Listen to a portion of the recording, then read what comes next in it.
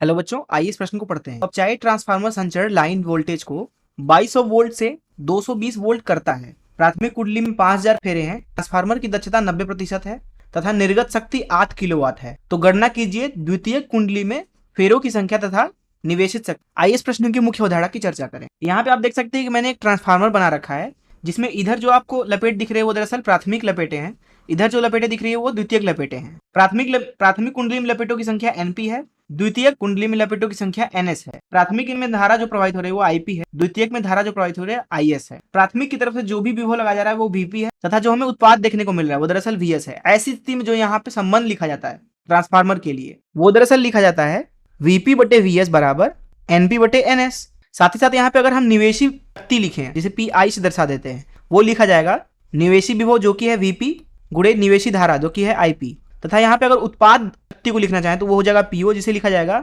VS गुणे IS. तो इस मुख्य अवधारणा से आइए इस प्रश्न को हल करें। यहाँ इस प्रश्न में हमसे बोला जा रहा है कि जो प्राथमिक वोल्टता है वो दरअसल 2200 है तथा द्वितीयक में जो वोल्टता हमें मिल रही है वो 220 है। अर्थात यहाँ पे वीपी जो है वो है 2200, वीएस दरअसल 220 है तथा यहाँ पे प्राथमिक में लपेटों की संख्या दी हुई है, अर्थात एनपी का मान दिया हुआ है 5000 तथा यहाँ पे एनएस का मान पूछा जा रहा है।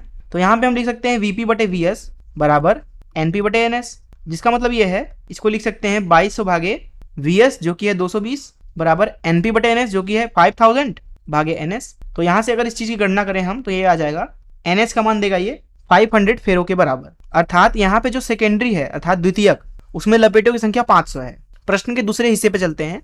प्रश्न में बोला जा रहा है कि निर्गत शक्ति 8 किलोवाट है, ट्रांसफार्मर की दक्षता 90% है। ट्रांसफार्मर की दक्षता 90% है, इसका मतलब यह है कि जो भी यहाँ पे निवेश दिया जा रहा है उसका 10% जो है वो क्षय हो जा रहा है उसका। अथवा हम ये भी बोल सकते हैं कि जो भी यहाँ पे उत्पाद होगा अर्थात पीओ वो दरअसल निवेशी शक्ति का 90% होगा। अब यहाँ पे जो निर्गत शक्ति है वो दरअसल हमें दिया हुआ है उसका मान 8 किलोवाट, अर्थात यहाँ पे पीओ का मान दिया हुआ है 8 के बराबर।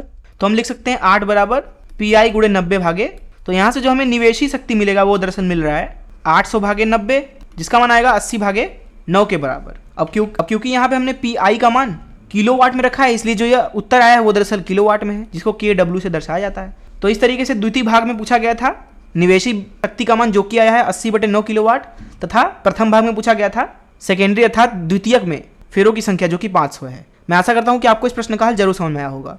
धन्यवाद।